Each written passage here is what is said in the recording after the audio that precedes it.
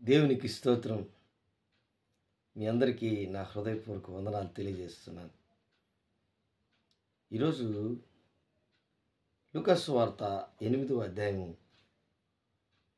15వ వచనంలో యేసుక్రీస్తు ప్రభుల వారు తన శిష్యుల ద్వారా మనకు రాయించి ఇచ్చినటువంటి ఒక అద్భుతమైనటువంటి మాటలు. మంచి నేలను నుండి విత్తనము పోలిన వారెవరనగా యోగ్యమైన మంచి మనసుతో వాక్యమును విని దాన్ని అవలంబించి ఓపికతో ఫలించువారు. దేవుని బిడ్డలారా, ఈరోజు ఒక అద్భుతమైనటువంటి మాట ఏంటంటే యోగ్యమైన అంటే దేవుని దృష్టిలో ఒక ఎలిజిబిలిటీ, ఆయన వాడుకునే వ్యక్తిగా, ఆయన దృష్టిలో ఫలించే వ్యక్తిగా, ఆయన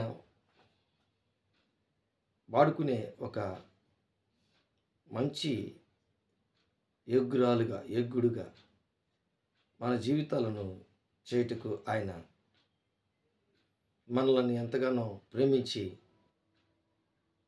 మనలో దేవుని వాక్యం ఎప్పుడైతే మనం హృదయంలో నాటబడుతుందో ఆ వాక్యం ఏం చేస్తుందంటే తిరిగి నీ వలన నువ్వు అర్థం చేసుకున్నటువంటి విధానాన్ని బట్టి యోగ్యత నువ్వు ఆ కలిగినటువంటి వ్యక్తిగా, అనేకులకి ఫలించే వ్యక్తిగా, ఆ వాక్యానికి లోబడే వ్యక్తిగా, ఆ వాక్యమయందు ఏరు పారినటువంటి వ్యక్తిగా, వాక్యానికి నీ జీవితంలో ప్రాధాన్యత ఇచ్చినటువంటి వ్యక్తిగా, ఆ వాక్యం వలన అనేకులను ఆశీర్వదించే వ్యక్తిగా యోగ్యత సంపాదించుకున్నాను. నేను ఒక ఉదాహరణ చెప్పాలనుకుంటున్నాను. మత్తయి సువార్త 10వ అధ్యాయంలో యేసుక్రీస్తు ప్రభుల వారు శిష్యులందరినీ ఆయన తీసుకెళ్ళి ఆయన వారికి పరలోక విషయాలన్నీ చెప్పి వారిని స్వార్థకి పంపించేటప్పుడు వారికి అధికారం ఇచ్చాడు. ఎలాంటి అధికారం ఇచ్చాడంటే,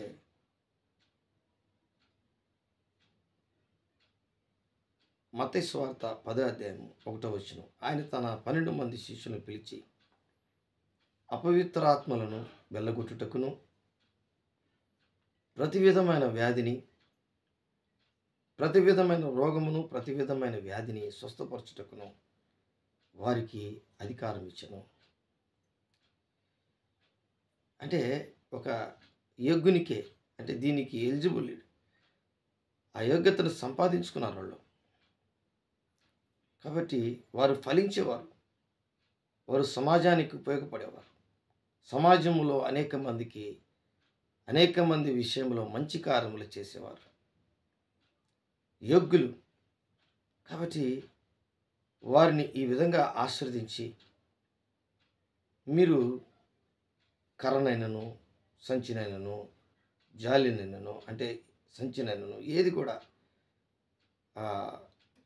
ఆశపడకుండా మీరు నా పరిచర్య చేయాలి, అందుకే మీకు నేను ఈ అధికారం ఇస్తున్నా చెప్తూ 11వ వచనం, మత్తయి సువార్త 10వ అధ్యాయం 11వ వచనంలో చెప్తాడు, మరియు మీరు ఏ పట్టణములోనైనను గ్రామములోనైనను ప్రవేశించినప్పుడు అందులో ఎవడు యోగ్యుడో. అంటే ఈరోజు నా సబ్జెక్ట్ ఏంటంటే దేవుని యొక్క యోగ్యతను మనం సంపాదించుకోవాలి. అంటే ఆయన ఇచ్చే ప్రివిలేజ్, ఆయన ఇచ్చే ఆధిక్యత, ఆయన ఇచ్చే అధికారం, ఆయన ఇచ్చే సార్వభౌమత్వం, ఆయన ఇచ్చే గొప్పతనం, ఆయన ఇచ్చే కృప, ఆయన ఇచ్చే పరిశుద్ధాత్మ అభిషేకం, ఆయన ఇచ్చే దేవుని యొక్క మంచితనం, ఇవన్నీ కూడా యోగ్యత సంపాదించుకున్నటువంటి వారికే ఆశీర్వాదాలు కూడా వస్తాయి. దేవుని బిడ్డలారా, అందుకే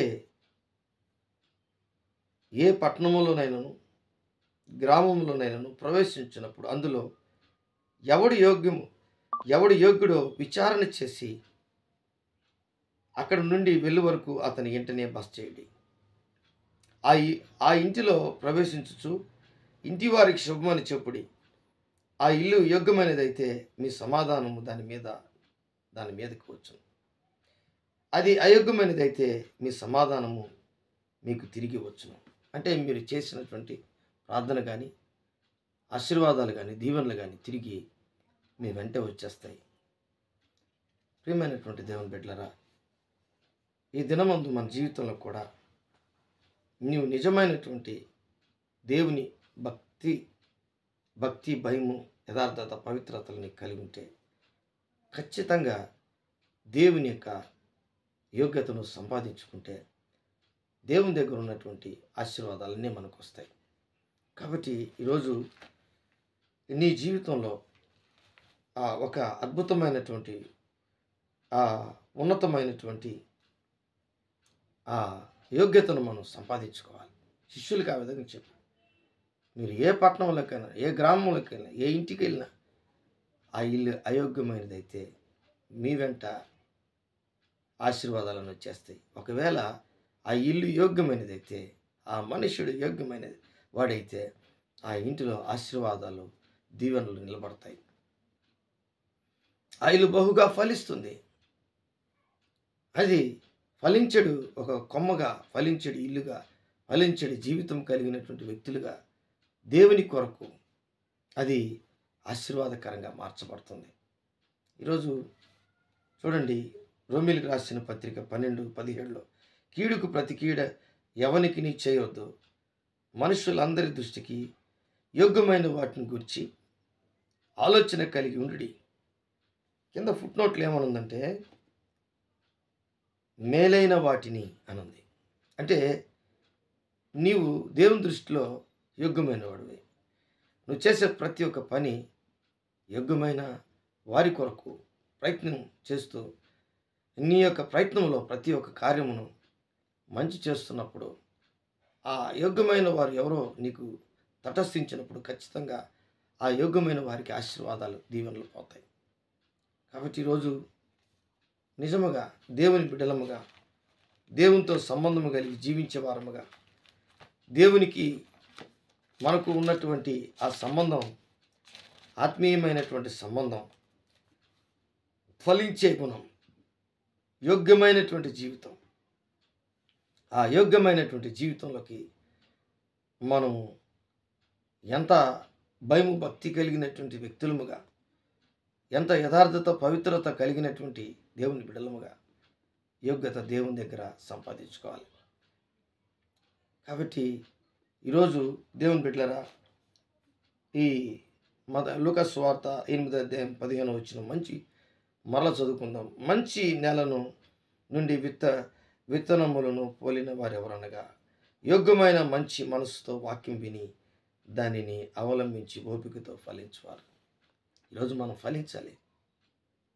కాబట్టి ఈరోజు నీవు ఎలాగున్నావు? యోగ్యమైన వ్యక్తిగా ఉన్నావా? ఫలించడి ఆ ద్రాక్ష వల్లికి అంటుకట్టబడినటువంటి వ్యక్తిగా ఉన్నావా? బహుగా ఫలించే వ్యక్తి యేసుక్రీస్తు ప్రభువారు. ఆయన దేవుడు. ఆయనతో మనం అంటుకట్టబడితే ఆయన నిజమైనటువంటి యోగ్యత కలిగినటువంటి దేవుడు. ఆయన దగ్గర మనం నేర్చుకోవాలి, ఆయన దగ్గర మనం పొందుకోవాలి. దేవుడి వాక్యాన్ని దీవించి ఆశీర్వదించునుగాక. ఆమేన్. ప్రేమ నమ్మకం కలిగినటువంటి నా యేసయ్య, కూడి వచ్చినటువంటి బిడ్డలను మరి ముఖ్యంగా ఈ దినమందు ప్రభా ఈ వీడియో చూస్తున్నటువంటి వారికి మీరు ఫలించే గుణము, కుటుంబంలో యోగ్యత, వ్యక్తిగత జీవితంలో ఫలించే యోగ్యత, అవును తండ్రి, వాక్యము విని దాన్ని అవలంబించి ఆ వాక్యానుసారంగా ఫలించే గుణము మాకున్నట్లయితే ఖచ్చితంగా అనేకులకి మేము యోగ్యులముగా మార్చబడతాం. శిష్యులను ఆ విధంగా మీరు తయారు చేశారు ప్రభా. ఈరోజు ఈ వీడియో చూస్తున్నటువంటి వారిని కూడా మీరు దీవించి ఆస్వాదించమని యేసు నామములో అడిగి వేడుకుంటున్నాను తండ్రి. ఆమేన్.